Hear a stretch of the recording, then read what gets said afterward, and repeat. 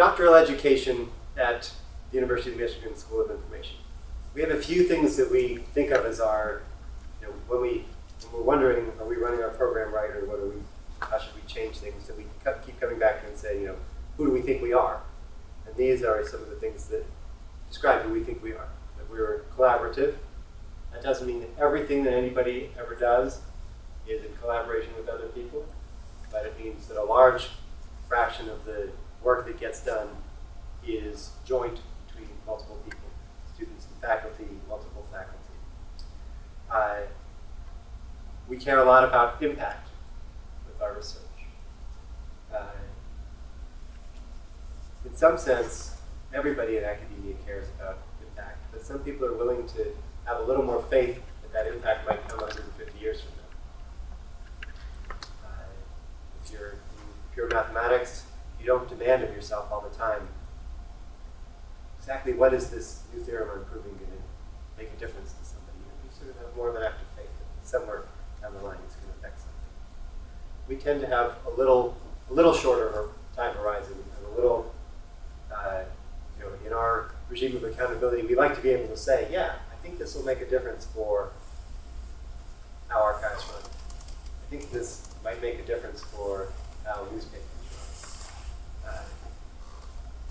So I think that's one of the hallmarks of our school. Again, not everything that everybody does. Sometimes people just have this beautiful idea and they want to play with it and take it to its natural limits. But then somewhere along the line, we tend to ask ourselves, what will the impact? We are interdisciplinary. Our faculty come from many different places and continue to be part of many different communities. We do connect with each other. All of us, by being on the faculty here, are giving something up in terms of having people around us who all know what we're talking about all the time. Sometimes people around here don't know what we're talking about. So we're giving up something. We're having less of a concentration of disciplinary connection with all the people around us. But we get something in return. And that is that we get somebody who says, oh yeah, that was studied 30 years ago in psychology. And here's how far we were able to get with the methods we have in psychology.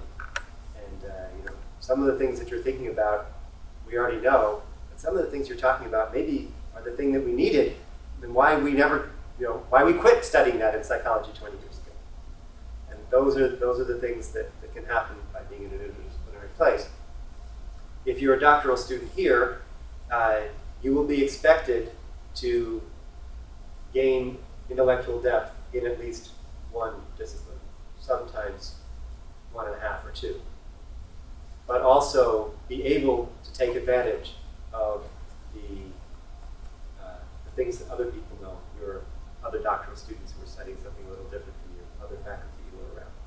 So sometimes we describe this as the T formation, where you have depth in one thing and breadth in that you know something about methods and concepts from several areas.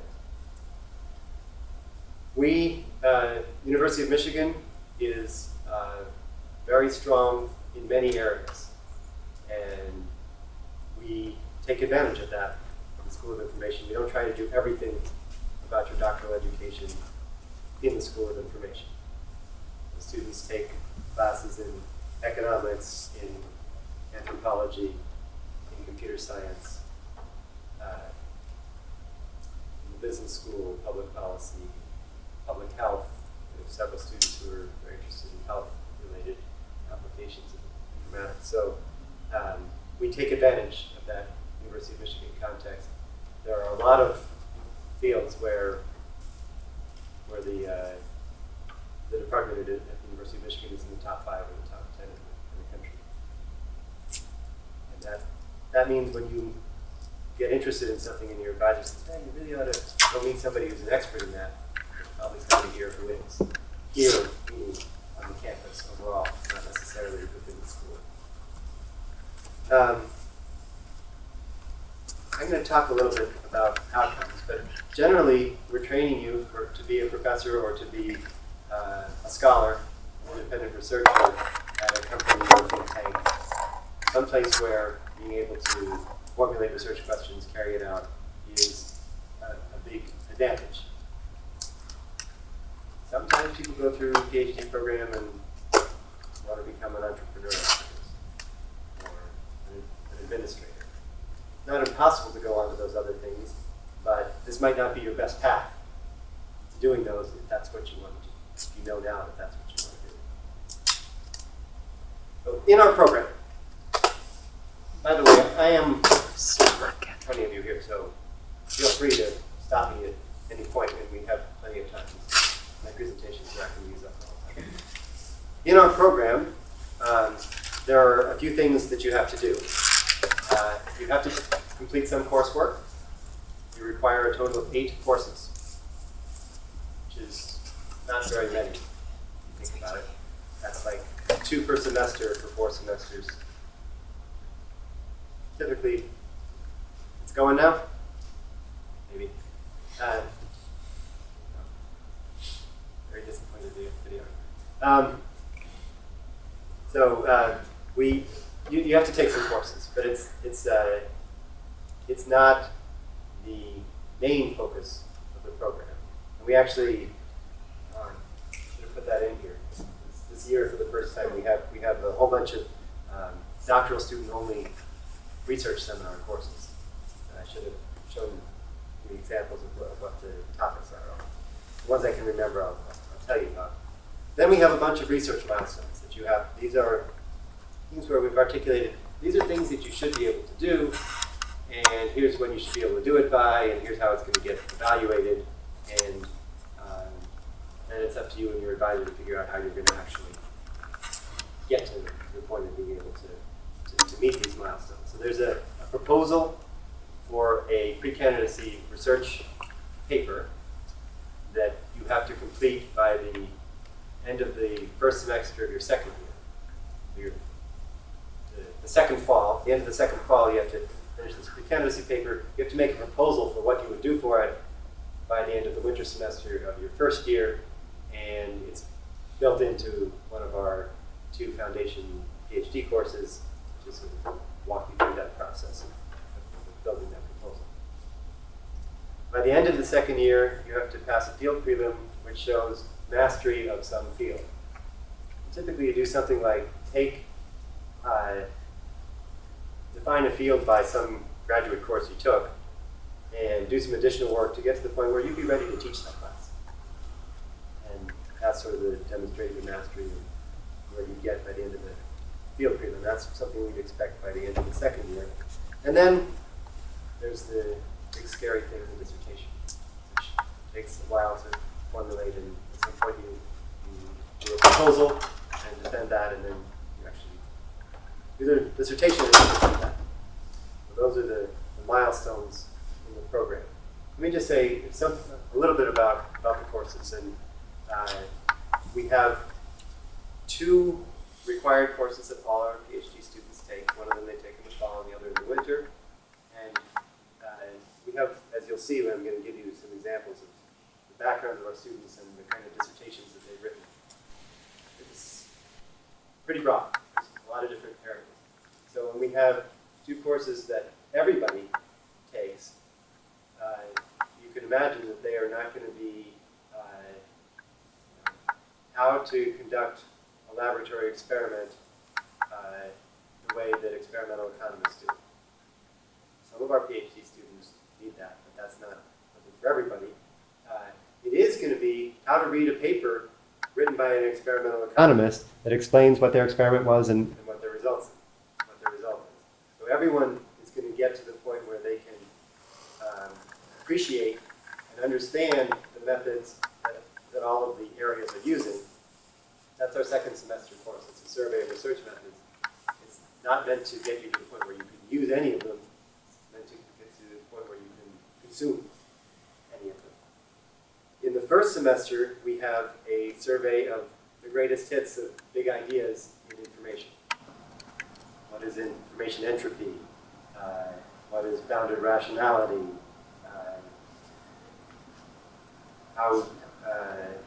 what are the models of heuristic versus mechanical processing of information that people in organizations do. So it's the fall you get the survey of the concepts and ideas, and in the winter you get the survey of methods. Everybody takes those. Then you're required to take at least 4 methods courses total. One of them is that required survey, but then you take 3 others that are for your area. If you're going to be doing a lot of data mining, then you go take a machine learning course and a data mining course and a natural language processing course. If you're going to be doing a lot of surveys, you take a survey course and a couple of statistics courses. That's one half of the course requirements. The other half is that you have to take 4 theory classes, which are going to be the big ideas and concepts, but in some specific area. We're offering 5 courses each year that are research seminars, typically with 6 to 12 students in them, that are on a rotating basis. They're not, if you miss it this time, it probably won't come around again, but something else good will come around. These are things that are put together by faculty reflecting their research expertise. So this fall, Kevin Collins-Thompson is doing one on personalization. So it's everything from recommender systems to user modeling to things about personalized search engines. And so that's it's that research literature. And I think there's one on Mark Ackerman's social theory class. Mm-hmm. This is sort of Giddens and structuration and the things that sort of were the ideas from sociology that became the basis for a lot of the computer-supported cooperative work at CSUW. It's sort of going back one level to where are the original sources rather than only how did they get interpreted in the information field. In the winter, there's a course that's on large-scale experimentation.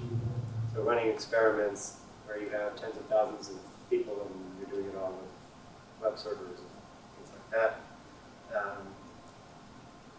It's not a how-to course. It's a let's look at what's different about large-scale experiments in the research literature. What else? There are 2 others. Reineke, Ellison, and Lugosi in the winter, I think, right? So Lugosi, and Nichols. So Nichols is interpersonal communication, from a communication studies perspective, and some social psychology. And what is Carl's? Carl's is on the Infometrics one? Yeah. So it's on everything from metrics for assessing productivity of the field, through bibliometrics, to other ways of what have people done to count things and compute scores that tell us something, and what are the problems with metrics, and how do we assess, how do we validate whether they're really measuring the things that we care about measuring, stuff like that. So those you won't have those next year anyway, but it gives you a flavor of the kinds of things that will be offered, and it will rotate, and it'll take advantage of the breadth of our faculty's expertise. So you have some requirements of coursework that didn't have a slide for, but I was just narrating. The research milestones, you also have a teaching requirement. Some of our students end up doing more than this because they really are thinking that teaching is going to be a bigger part of their future career. But everybody has to do 2 terms of teaching. You get some training before you do that, and while you're doing it, we have somebody who comes and visits and talks with you and gives you feedback. And I think we're putting more and more emphasis on thinking about our teaching for our faculty, but also the teacher training of our doctoral students. You can expect that that's likely to be a serious component here. some students are getting their financial support after the first year primarily from teaching, and they'll end up teaching more than twice. But other students who have outside fellowships or are getting supported from research grants will still be expected to teach twice because we think it's an important part of your development as a scholar. Can I ask a question? Yeah. I'm posing the same question as I asked a couple of days ago on Thursday. And the question is the possibilities for somebody to travel internationally, do research on site, let's say Cuba. Cuba is known to have one of the best medical systems in the world. We may disagree in politics and stuff, but that one is given. And I am interested particularly in that subject. Now, there are economics, socio-political aspects, history aspects to it. And so what are the possibilities for going in that side? By the way, I'm from Colombia originally. Well,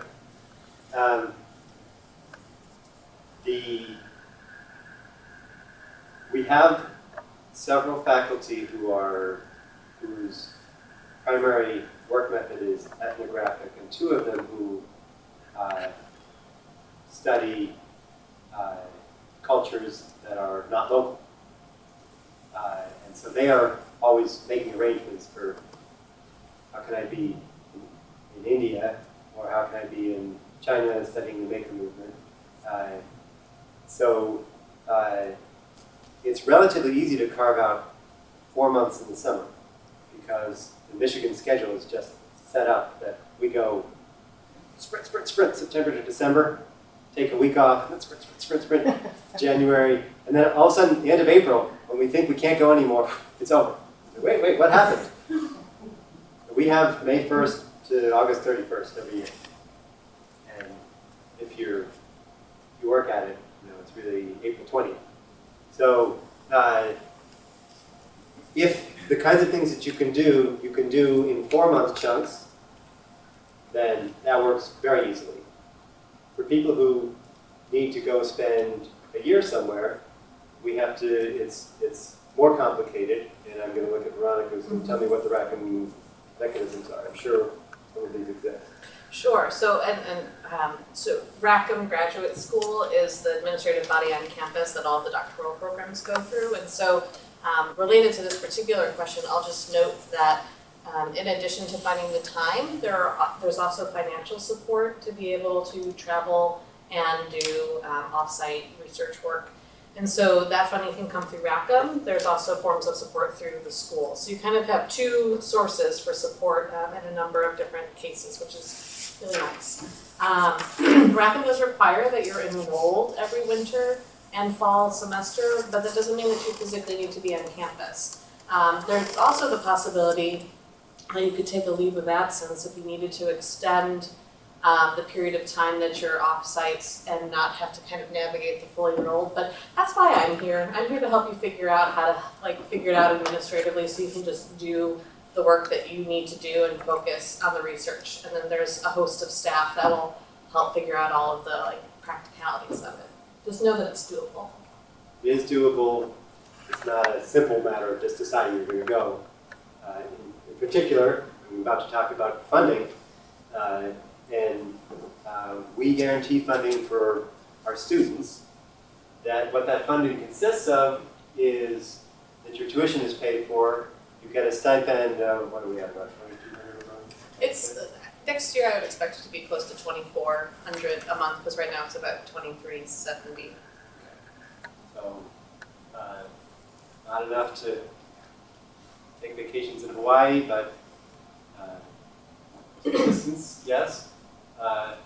And it does come with health benefits, and if you're married or have kids, family health benefits are covered. Thank you for your answers. Yeah. We don't guarantee all of your spring and summers. We'll have tuition, although the health benefits do continue through spring, summer. As far as I know, almost every student has managed to find spring, summer funding one way or another. Either they go off on an internship that's paid, and often a lot better than our stipends, especially if you're going to one of the tech companies. Or they're staying here and they've got some kind of research project that has some external funding and the faculty member is able to provide them the stipend through the spring, summer. We don't usually have teaching options in the spring, summer. Could change in the future, but right now we don't teach in the spring, summer. Do you use the MOOCs or any other way to teach? MOOCs? MOOCs, yeah, we'll talk. We can talk about that in a minute. Let me just get through, just make sure where we are on funding, because part of this actually has some implication for if you're thinking about would I be able to go off to Cuba for a year, which is that after the first year, your funding will either come from some outside fellowship that you have, or from a research grant that one of the faculty members has procured, maybe with your help in writing the grant proposal, or from teaching. And if your stipend is coming and tuition are coming from teaching, then that would be a difficult semester to be not here, like impossible. We do participate in various experiments around MOOCs. We've had 2 or 3 of our faculty who taught Coursera MOOCs. Chuck and Lada. I guess that's it. There's a finance course from U of M on there as well. Oh, there's lots of other U of M There's lots of courses. I'm just talking Michigan, about yeah. School of Information. Oh, I see. Okay. Two of our faculty have, so Chuck Severance has taught an intro to programming and a history of technology, 2 different courses, history of technology. Lada Adamich taught a network analysis class. Those are not, we haven't had graduate students running those. Typically, when the graduate students are doing teaching, and of course, this is all evolving, so it might change, but the graduate students have been teaching, they are running a discussion section of a larger class, or if they're very experienced, they might be running a class on their own. We haven't done that very often. But occasionally, I had a student who had been a great GSI for 2 times through, and then I went on sabbatical, and he taught my class and got much higher teaching ratings than I did. We were all very happy about how that turned out. So that can happen, but it's not our typical mode of operation. Okay. So, any questions about the funding? Did I also, in passing, get your answer about the distance education? We don't, so we've done these MOOCs that we sort of offer to the public. We don't have a regular part of our curriculum either at the undergraduate, master's, or PhD level that you'd call distance education. We've studied a lot of distance work and distance education, and I guess that's made us just not think it works all that well, and yet, it might still, but it hasn't made us want to rush out and restructure our program around it. Admissions, deadline is December 1st. If you're wondering about various things that have to be included or what can be waived, Veronica is definitely going to be helpful at answering those questions. Just a couple pieces of advice.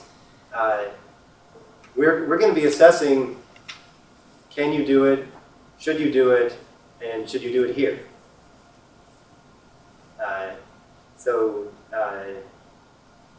The fit part is the should you do it here, and you can help us a lot by thinking about who you would want to work with here. This is an apprenticeship model. If you were admitted, you will be matched with 1 or possibly 2 advisors from the beginning. Doesn't mean you're permanently stuck with them forever. Sometimes the personalities don't work. Sometimes people go on sabbatical or take jobs elsewhere, or worse, they aren't here anymore. And so there's some flexibility. You should not come here if there's only one person that you could possibly want to work with. And I would give you the same advice if you're thinking about any other place. This one person, just so amazing. I would just so love to work with her. And there's nobody else in that department. I would say, don't do that. It's not a reliable way to pick a doctoral program for yourself. In your application, definitely mention that, because we do the matching in the admissions process. Almost all of our admissions are because a faculty member has said, yep, I'm stepping up, I'm going to sponsor that student for their first year, I'm going to work out the finances for that person for the first year, and somebody else has said, yes, I'm going to be the backup advisor. That's our normal way of doing admissions.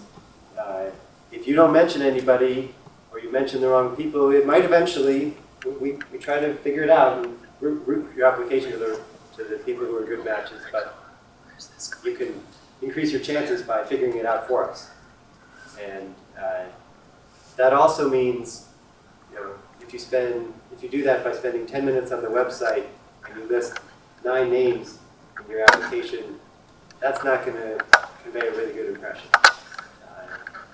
Something that, doing some homework, saying, I really like this paper by Professor Ackerman, and he's probably not working on exactly that anymore, but I wish I could, I'd like to be producing things like that, and this is why it was inspirational for me, and that's a good kind of thing to put into an application. If you have some prior research experience, you definitely want to convey that, and tell us what you learned about the research process from this. I often say to people, you have a statement in there where you're going to describe some project you'd like to do. You will not be held to that. Whatever you write there, you will not have to do that when you get here. But if you can't describe anything that sort of sounds like a researchable project, that'll tell us something about where you are in your understanding of what research is. Or if you tell us, I really liked doing this library research project where I had to look a bunch of things up in the library in my junior year, and I'm hoping I'll get to do more things like that. That'll tell us something too, that you sort of don't, that's not quite what we have in mind about what a research project would be. What we have in mind is, go look at publications and find some things that people here have written, and you say, yeah, I'd like to be able to produce something like that. And then translate that into something else that could be done that you'd like to do. Any questions here about the admissions process? Yes, I was reading in your materials a couple of days ago about the possibility of transferring. I studied in the Soviet Union, Russia, Moscow. Now it's Russia, but I could transfer the transcripts of my materials, whatever studies, digitally. Is that a possibility? Mm-hmm. I saw it, and it's much better and much easier for me to do. Okay. You can upload that to the application, so it could be a PDF or, for example, another common thing is if you're an undergraduate and can log into your own profile within your university, you can copy and paste that content. And we will eventually need an official transcript to process your actual enrollment, but at the time of admissions review, the unofficial transcript uploaded to the application will be sufficient. Because that's new. I think last year that was not the case. We try to make things eeasier. Okay. Every year. Every year improvements. No, that's information for you. Yeah, good. Glad to hear it. So, obviously, we're saying we'll take the informal version for review purposes, but we need the official version for final, make sure they're the same. Don't hit us with this. Nicole Ellison on our faculty here, she studies online dating sites, and she's studied what are the shading of the truth. What are the things that you're allowed to say that won't get you in trouble when you actually go out on a date with somebody who you did the matching? What are the things that when you actually get together, if you lied about that, then it's never good. It's a deal breaker. Yeah, If we're accepting an informal version of it, give us a true one. Thank you. So, a few thoughts on should I get a PhD? And these are my just informal thoughts. Some things that you can think about as litmus tests. So one, school smart. Lots of smart people out there who aren't school smart. PhD program is not the place for those people. I mean, definition of school smart is people who do well in PhD programs. They like to read things. Read some more things. Then read some more things. So, if you're somebody who read the optional readings in your undergrad classes, at least sometime, just because you thought it was so cool, that might be an indicator that your PhD student material. If you sometimes read things and chase the citations down and say, oh, this thing got cited, and you sometimes go look up the thing that got cited, even like in newspaper articles or stuff, that might be an indicator. If you get animated by new ideas, different people get animated by different things, but if it's ideas, wow, just learned about the prisoner's dilemma, the way of thinking about strategic situations. Wow, that really blew my mind, and now I've been thinking about everything as a prisoner's dilemma. If you're that kind of person, maybe a PhD would be right for you. If you tend to help others with their schoolwork, that could be a good indicator, especially if it's the most fun part of your day. That means you're a natural teacher. If you try to articulate why things work, and not just whether they work, that would be a good indicator.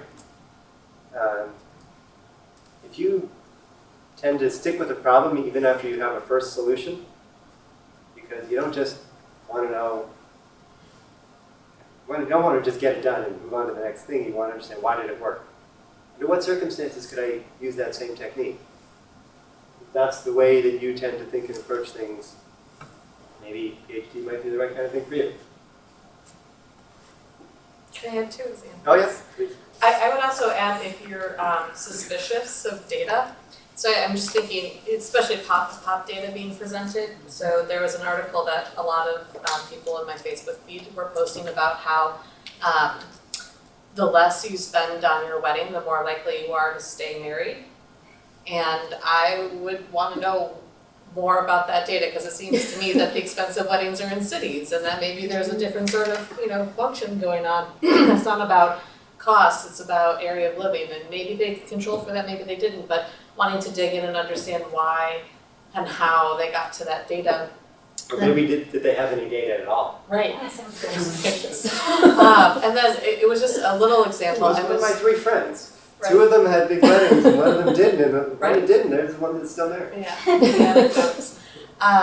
I was in a room with Paul Edwards, who, as Paul noted, has this environmental orientation, and David Wallace, who I tend to think of having this social justice orientation, and I thought they would both find my desktop interesting because it's a really lovely color display of the topsoil quality in Kenya. It was an IO9 article, and immediately they're asking me all these questions that I don't have answers to, like, well, what is it about, like, is this supposed to, the color is different based on this, and what would happen if we put a map over, like, the English ownership farms, and how would we see, like, the socioeconomic differentiation that might be tied to the soil quality? So it was just, they got spun up so instantly from seeing this one thing, and I'm like, I thought it was pretty. The colors were nice. I saw it, I'm like, oh, that'll be a nice desktop. It's very invigorating. So those are those natural characteristics that you see come out in, like, normal social settings that you just can't help if you have this orientation, I think.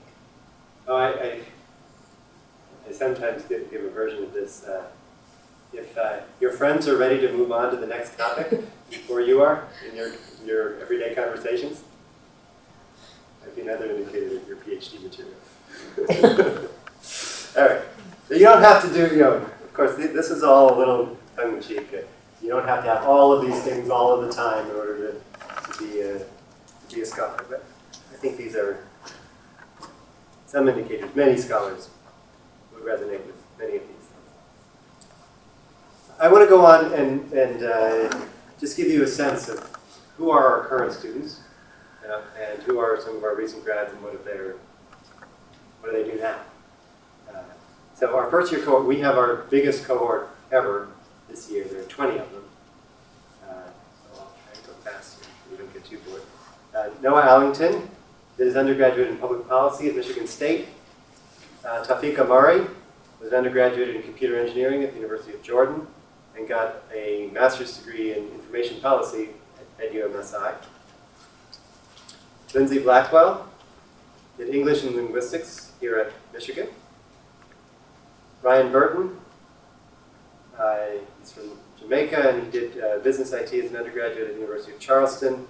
Did a master's degree a few years ago in HCI and information retrieval here at Michigan.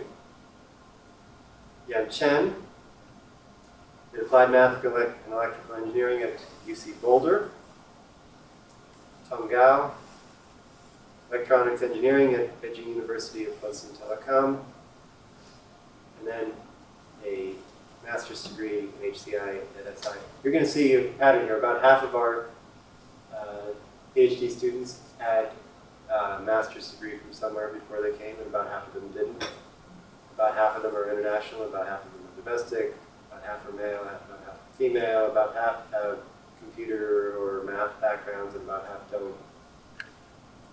Not exactly 50-50 on all of those things, but pretty close. Tyler Kilgore, psychology at Columbia College in Missouri, graduate social sciences at University of Colorado, Denver.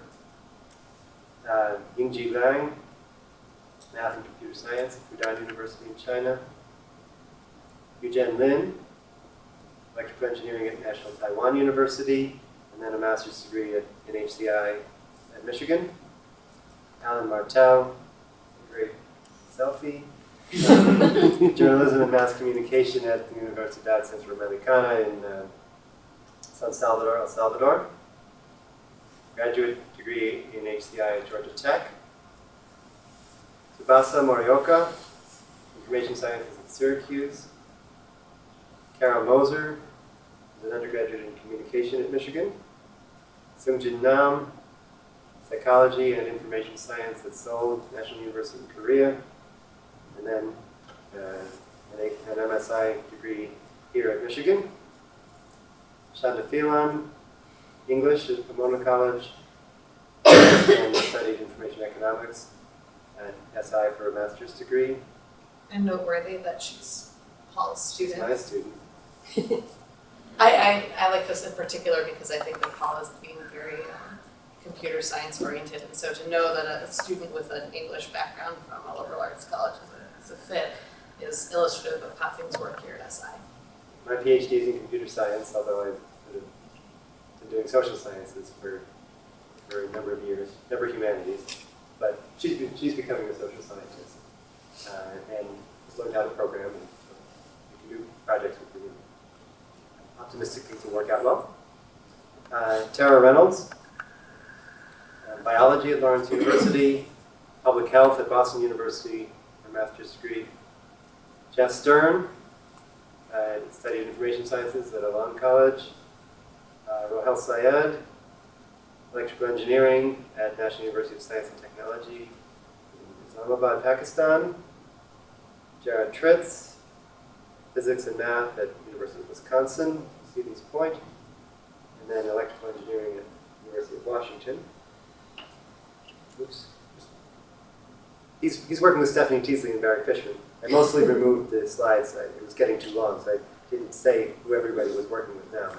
Tong Yi, information science and English at Shanghai Jiaodong University. How to tell whether you're a match for us is that you studied physics and English, or math and psychology, or information science and English. Fengzhou Zhang, studied economics at Shanghai Jiaodong, China also, and also got a master's degree in economics there. So that was our first year class. Some recent graduates, I'm going to give you their dissertation titles and where they're working next. Dharma Akman, Her dissertation title, The Role of Conceptions of Value in Data Practices, a multi-case study of 3 small teams of ecological scientists. She's now a manager of education and outreach for the SEED project, Sustainable Environment Through Actionable Data, a big project that Professor Margaret Edstrom is running here. Morgan Daniels, data reuse in museum contexts, experiences of archaeologists and botanists. She's now a postdoc at Vanderbilt University. Jessica Hullman, understanding and supporting trade-offs in the design of visualizations for communication. And she's an assistant professor at the University of Washington in their high school. Trone Jacobson, the identity of evidence, documentary evidence in the federal acknowledgement process. He's the director of forensics at the University of Oregon in their library system.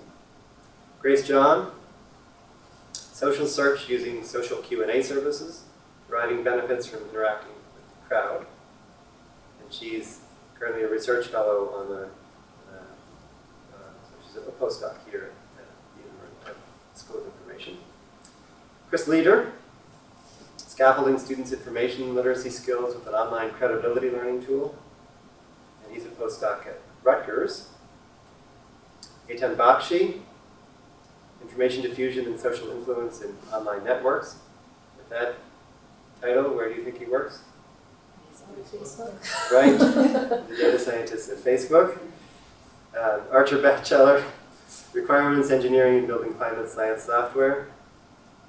He's at Northrop Grumman. Brian Hilligoss, patient handoffs between emergency department and inpatient physicians, a qualitative study to inform standardization of practice and organization theory. He's an assistant professor in the public health school at Ohio State. Gina Hu, supporting collaborative help for individualized problems, learning from the MythTB user community and diabetes patient support groups. She's a postdoc at the School of Medicine at Washington. Youngmi Kim, the role and value of social tags in interactive information retrieval. She's a postdoc at Duke. John Lin, essays on auctions, contests, and leaderboards. And he's a postdoc in an economics department, as you might guess from a dissertation title like that, at USC. Tracy Liu, experimental studies of culture, diversity, and crowdsourcing. She's an assistant professor at Tsinghua University in China, sometimes referred to as the MIT of China, one of the top technical universities there. Sean Munson, who was my doctoral student, his dissertation was on exposure to political diversity online. He's an assistant professor at the University of Washington. Maria Sudin, this doesn't go on forever, I promise. Sort of take it in and get a sense of the range of things. Narrowing the gap. Chronic illness information is experienced in everyday life and healthcare contexts. She's not still at Dublin. She was back. I just saw her at Starbucks this week. she She was talking with Dan Atkins. It might have just been a casual yeah, visit. I think no, she has a job in the States. Anyway, she did her postdoc at University College Dublin. Beth St. Jean, information behavior of people diagnosed with a chronic serious health condition, a longitudinal study. She's a professor at the University of Maryland. Jiang Yang, incentive and culture, shaping information and social dynamics in online information sharing systems. She's a researcher at Microsoft. You can see we have some students who go into research labs at Facebook, Microsoft. Anybody's at Google? Yes. Nikhil Sharma.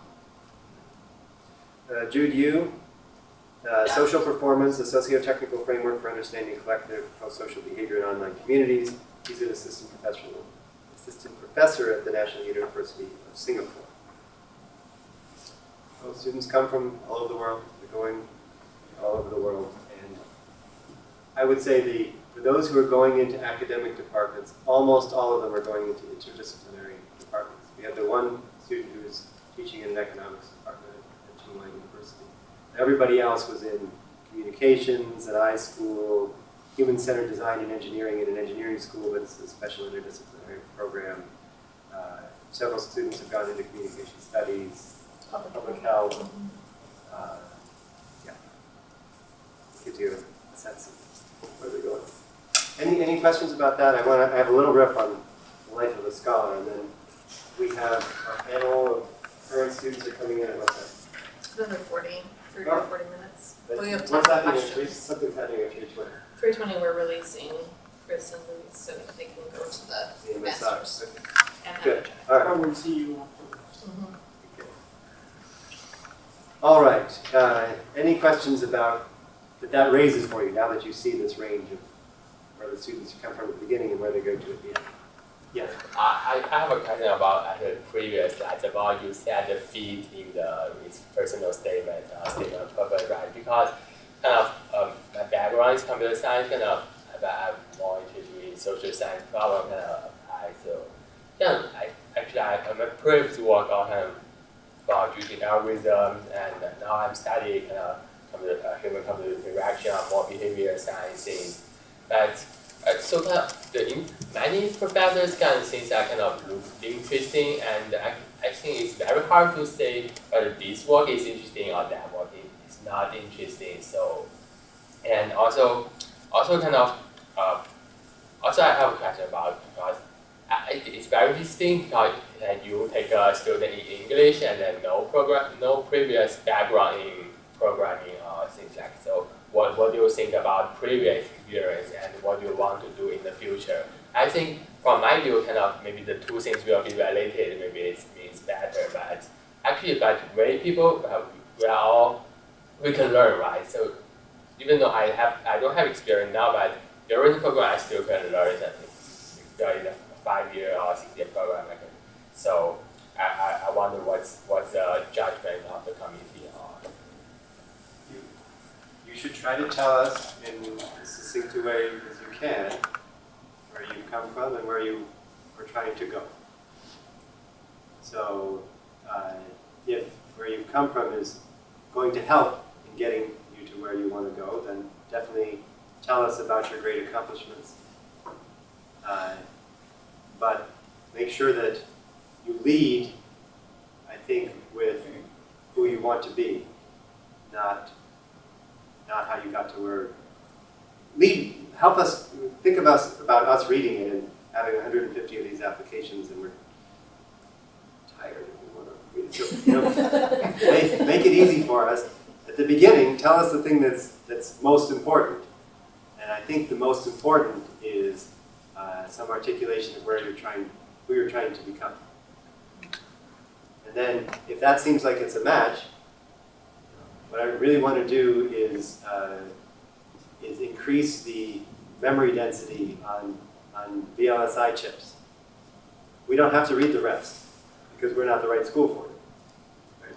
But you say, I want to improve Facebook's feed ranking algorithm because I see these kinds of problems with it, and here's what I think I'm going to have to learn a whole lot in order to be able to do something about that. Here's what I know already, and here's what I think I'm trying to learn. Give us a structure like that. So lead with the thing that's most important for us to see first. And I just said that I think you articulated like exactly the type of person that comes here. So you're started from a computer science orientation. The master's work that you're doing now is bringing you more into social science orientation, and you're interested in a lot of people at the School of Information. Those are all great signals that you have found your people. And it sounds like one of the challenges that you're working through for the admissions process is how do I go from, okay, great, I have found my tribe, and now I just need to narrow it down to here are the 2 or 3 faculty members that are like the best fit for me. And so I think focusing on the best fit doesn't mean that you don't enjoy or aren't interested in the other pieces of it. It's just trying to find those 1 or 2 nuggets of this is the most resonant thing for me, or the thing that I at least initially really want to be digging into. Because one of the other pieces when Paul had mentioned needing more than 1 faculty member that you're a fit for, it's not just in case the personality fit isn't there or they leave or go on sabbatical, it's also in case your interests shift as you dig in more into this field. that it is important that you're resonating with multiple people, because then if you are here and have a little bit of a correction, there's going to hopefully be someone else in the faculty who can still align with those interests even now that they've been tweaked a bit. So I would just encourage you to continue to reflect down onto who are those 2 or 3 people who are the best fit, knowing that you'll be able to take advantage of the full community really that's here. Yeah, so just like I said, when you describe a project, we're not going to hold you to it, but we want you to actually describe one. It's the same kind of thing here. See if you can describe an area and go in that isn't a throwaway. I'd like to do recommender systems because they're really interesting, and so does them. And then the next sentence is somebody else on a completely different thing. It would be better to say, to give tell some little deeper story of a connection, and then convey flexibility. Of course, I know that this might not be exactly the thing that I'll do, and I'm also open. I also like the work of these 6 other people. That's okay, but don't give it equal billing to 8 people. Pick 1 or 2 that you can tell a more concrete story about what the connection would be. I just got an idea, but this isn't my case. I think it would be very kind of appropriate to outline what your voyage is going to be starting school, and put in an essay. Make an essay and convey to you what. Yes, in the application you have to write an essay. Oh, you have to. Okay. Yeah, I'm describing Sure. some advice of what you should put into this essay. In fact, is it 2 separate essays still, or is it did you combine it into one? There are 2 essays. In the beginning of your statement of purpose, which is really what we've been describing, we ask you to lead with who are the 2 or 3 faculty members for whom you're most interested, and summarize your research interest in 2 or 3 sentences, and then you're getting into the full essay after that. The second essay maybe that you're thinking of is the personal statement, which is a totally separate beast that we can talk about more later if you want. Yeah, so, I mean, the personal statement is, who are you and what was, when you were 8, what happened to you that made you become an intellectual? This incredible teacher, or you saw this TV show. That's the personal statement is the place for that.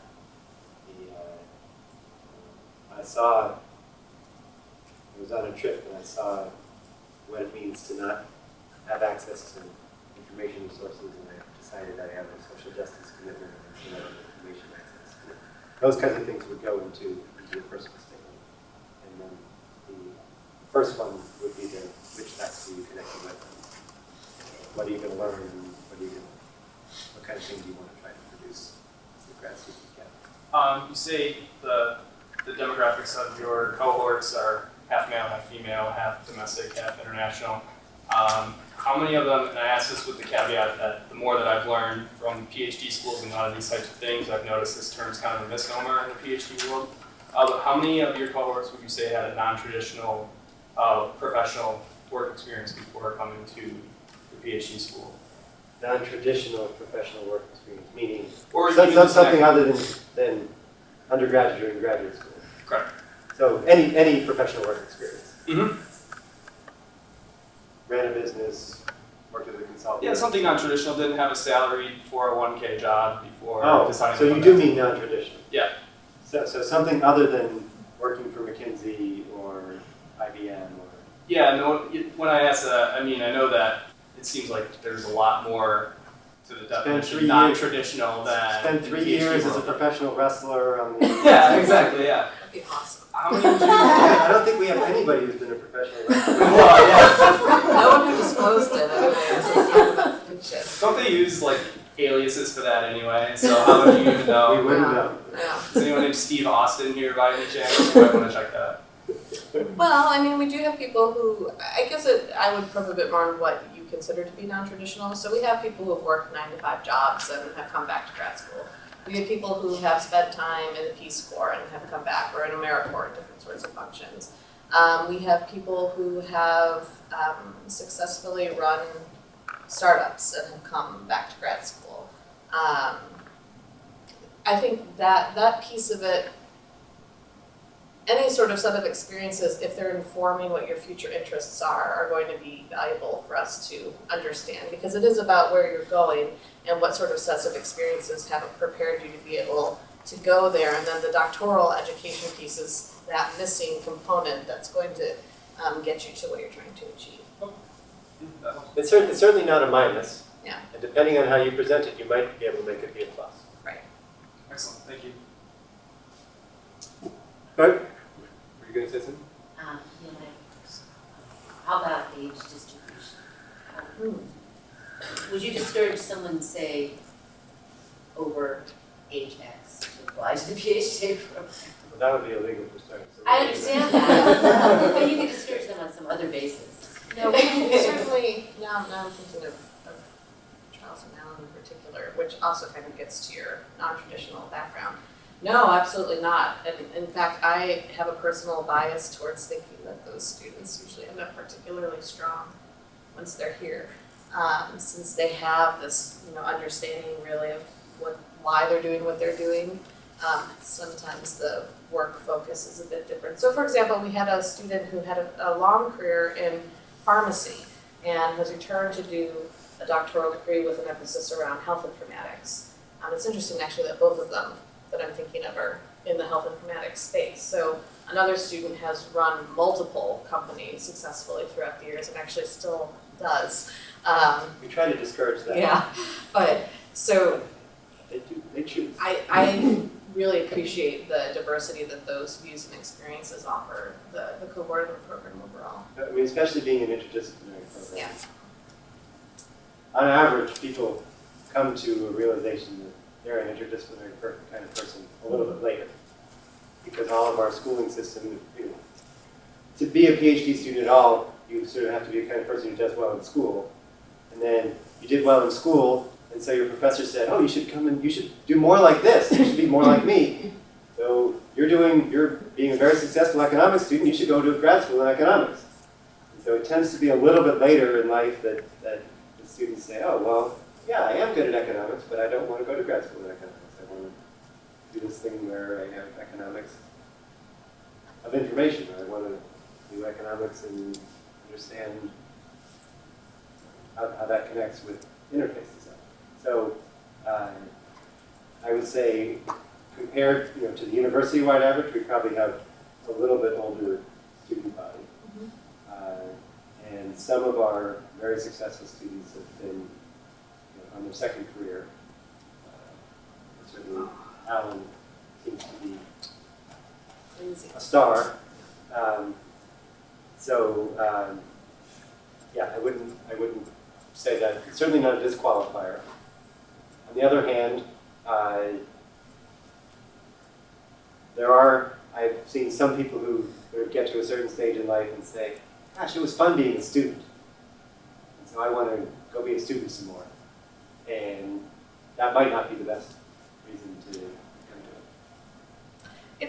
It hasn't been asked, but it's in the same sort of vein, so I'll just mention many of our doctoral students also have families.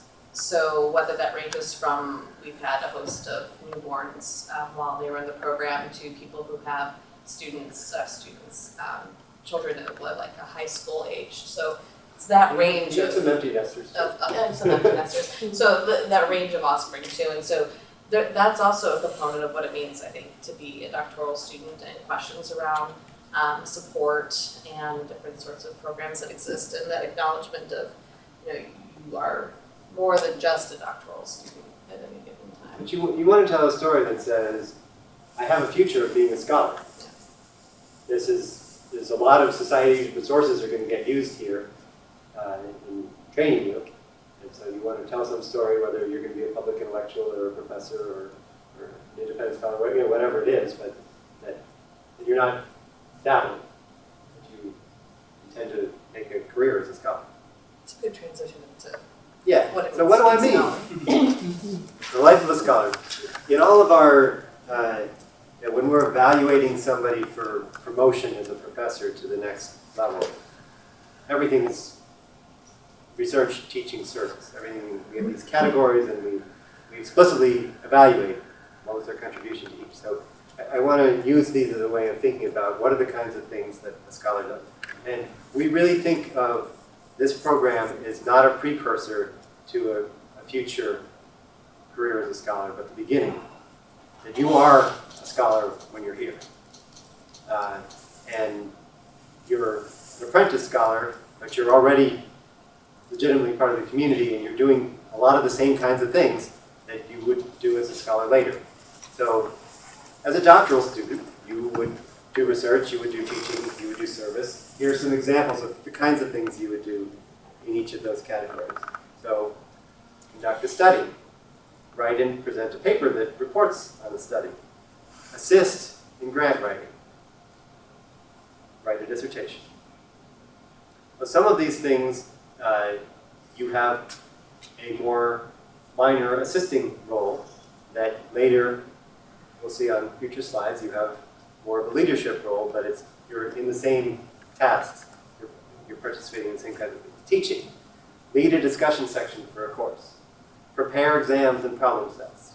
Give a guest lecture, either in a class that you're a teaching assistant for, or some other class or some other setting.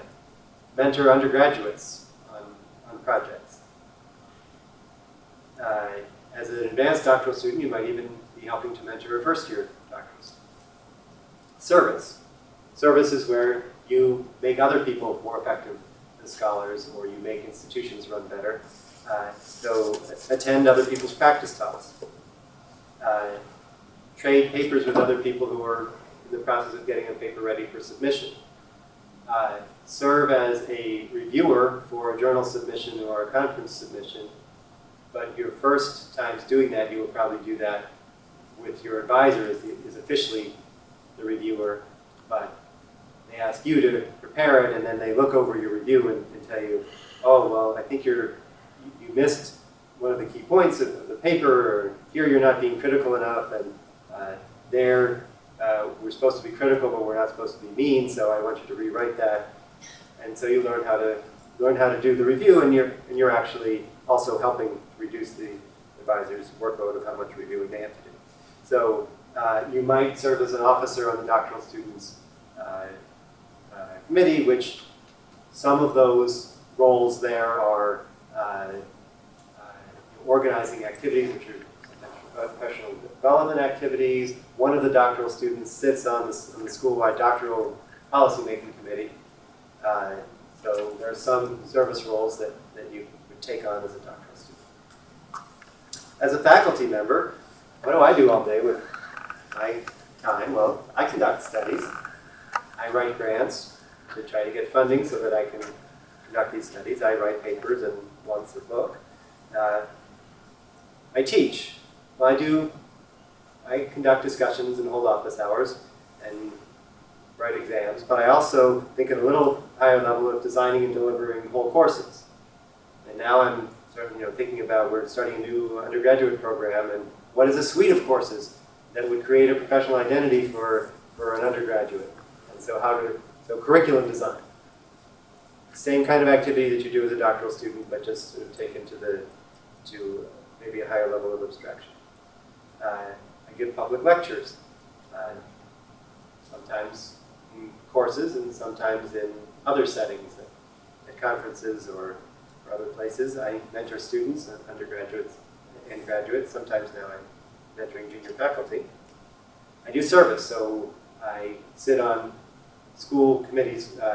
Universities are set up in a way that much of the governance is done by the faculty. And that means all faculty have service assignments. The smaller the school, the more service assignments per faculty, and our school has been very small, although we're getting bigger, so a lot of us have been serving on multiple committees each year. So I've chaired a curriculum committee, a task force that was creating the new Master's of Health Informatics program that started a couple of years ago. Now I'm the director of the doctoral program, so I chair the doctoral committee. I serve on the faculty search committee. So that ends up taking up a day a week of my time doing those committee service. Then there's program committees for conferences, reviewing for journals. Now I'm an associate editor for a journal, so I'm not just reviewing, I'm also finding other people to review things. I'm recruiting and hiring. So I'm the chair of the steering committee for a conference, so we're deciding, where will this conference be in 2016? It's an annual conference. It's in different places. So those are all kinds of things that are making the field run better, making the institutions, the scholarly institutions run, or just making other people be better scholars. Those are service obligations. Now, if you're not thinking, I really want to be a faculty member, maybe you're thinking you want to be a research scientist, I think you still end up with all three of these. Maybe a slightly different mix. So research, right? You conduct studies, you write papers and books, you secure resources to be able to do those projects. Sometimes, some places you're going and getting external grants. Some places you're finding some internal sponsor, or at least you're talking to people in the company or the organization and selling the ideas so that whoever it is who decides whether these things are going to happen will look favorably on the things that you want to do. You're teaching. Now, you may not be running courses, although you might. You might be running little mini courses. The company has realized that social network analysis is a big thing, and they want you to come in and do a little 3-session thing on what is social network analysis and how do we use it in our company. But even if you're not doing something that's officially course-like, you're going to be explaining things to people, and not always your own work. Sometimes you'll be called on to explain this thing that's in the news. What's happening with this heartbleed virus or security vulnerability, and you're in the research lab and you're supposed to come and explain it to some other people in the organization. Many of these organizations bring in student interns, so you're in the role of mentor. And service, if you're an independent scholar working in a research lab for a company or a think tank, you're still going to be involved in the academic community, and you'll be on program committees or doing journal reviewing. So I sort of think of this as, yeah, you're progressing, but from the time that you go from PhD student to the time that you're the Nobel Prize winner, you're not really changing radically what you do. You're a scholar this whole time.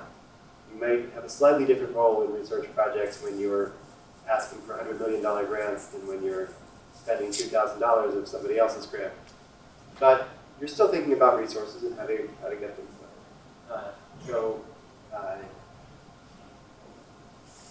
should plug in, except I'm done, so I don't really need to. Research, teaching, service. This is the start of your career, not a precursor. And I open it to your questions while I find the power grid.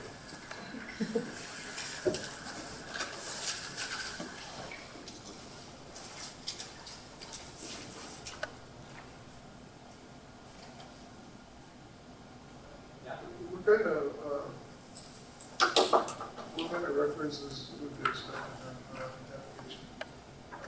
If we have anthropology teachers, would that be okay? Or Yeah, what? if we have anthropology teachers for references, would that acceptable? Yeah, so you have to provide 3 letters, right? So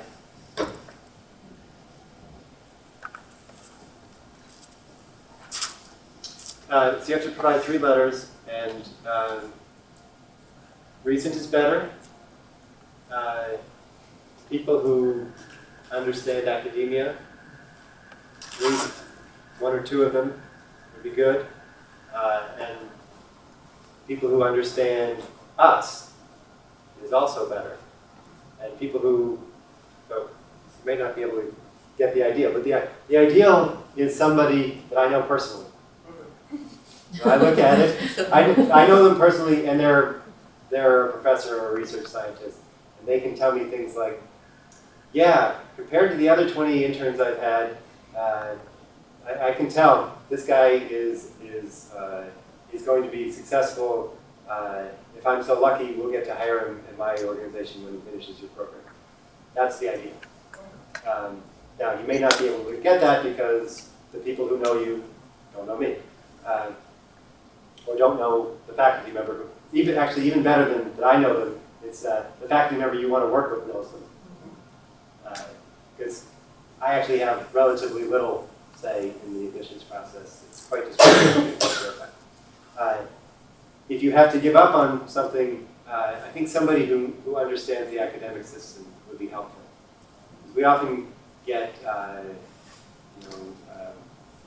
Joe was a great software developer here at IBM compared to our other software developers, definitely in the top quarter, and I would trust him with any software development project. It's not a negative, but it doesn't tell us very much about whether you're going to be successful in PhD.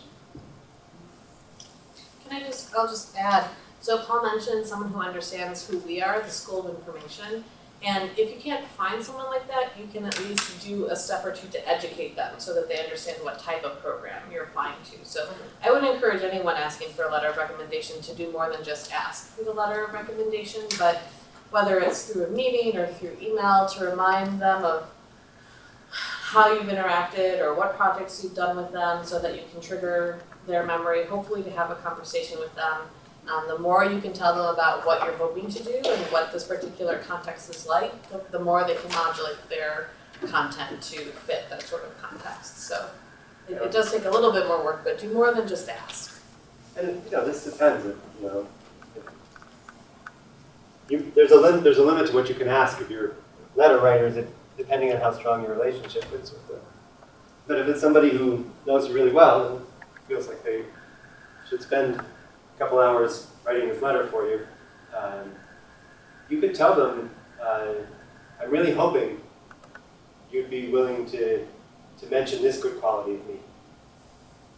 I'm trying to tell them this about myself, and if you think I'm right about that, then I'd appreciate it if you would say that. And they may or may not feel comfortable, but logistically, how does the letter writing work? It's an email form, correct? And they can give a link and do the letter? So when you fill out the application online, you'll be able to enter their information in the recommender system, and they'll be notified. And they'll fill out a cover form that has a number of different kinds of ratings, and then upload the letter as well. If you have a specific case where you need to be working with someone offline, and go like old school paper route, we can help facilitate that, but it's much better, especially for you, if it's done online, because you'll be able to see have my recommenders submitted their letters or not. So it's part of your application maintenance, project management. So you'll know when they have. It's a little bit more delayed if they're submitting it through the mail. And in talking about, the value of the reference and possibly the faculty members, so I mean, just to give an example, I was a K-12 educator for most of my career, but I've been in higher ed for the last year. Would it be more,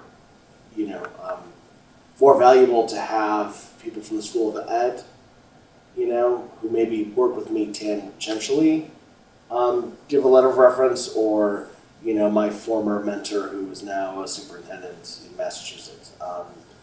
Where should I start thinking about balancing that? I think more specific content is more helpful to the people reading the application. And so if you have to go tangential and they're not going to be able to say much about you, and particularly in the context that Paul mentioned, that ability to do research or the future promise as a scholar, those are the key pieces. So that means going back to the superintendent because you had a longer and more established relationship with them. And in terms of research, so doing kind of applied research within schools, so investigations on instructional strategy, looking at student data, those kinds of things could be if you can thought of. If you can think of something that you did before as being an indicator, and maybe it is actually what inspired you. Maybe it's how you knew that you should be going back and getting a PhD. But if you can coach your letter writer to reflect on that project you did when she was the principal and how you provided a data-driven answer to some question that was some school task force or whatever. Yeah, I think that would be better than somebody who can say, seems like a good guy, even if they're in the university.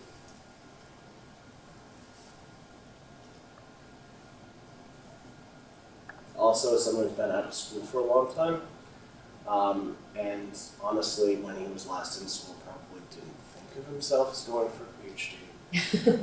Just as a hypothetical. Yeah, just as a hypothetical. Would be your friend. Yes, exactly. What are some maybe realistic floors we should be thinking of in terms of this, and understanding, understanding the fit and the holistic review process that Rackham puts in place.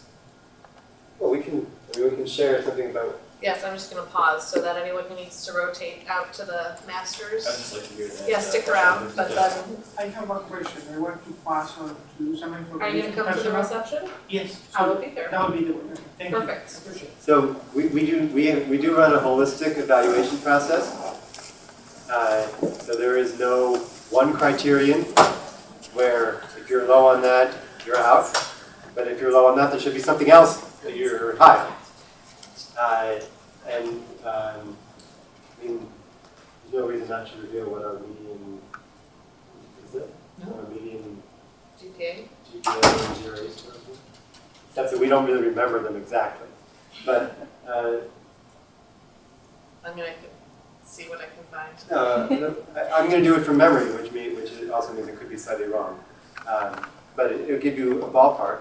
I think the median GPA, undergraduate GPA, for our students was about 3.7 for this year's incoming class. Median means half of them were higher and half of them were lower. The GRE, I think the median was around 90th percentile on both verbal and I think 80th for both. 80th. Because, I mean, coming from knowing that you work in the School of Ed and having that higher ed background, there's that inverse that happens with the GRE for our international applicants and our domestic applicants, that which side they're stronger on flips. International applicants get 95% on the math and analytics, and the domestic ones get 95th percentile on the verbal. So it balances out to be 80. That's 80th the generalization, percentile. not always exactly. And you do require updated GREs. Within the last 5 years. I know. It's All right. wonderful. But think of all the things that you've read since the last time you took a GRE. And then it is holistic. I mean, That's going to make you it's just. one piece. And the life experience and the work experience and how that will influence the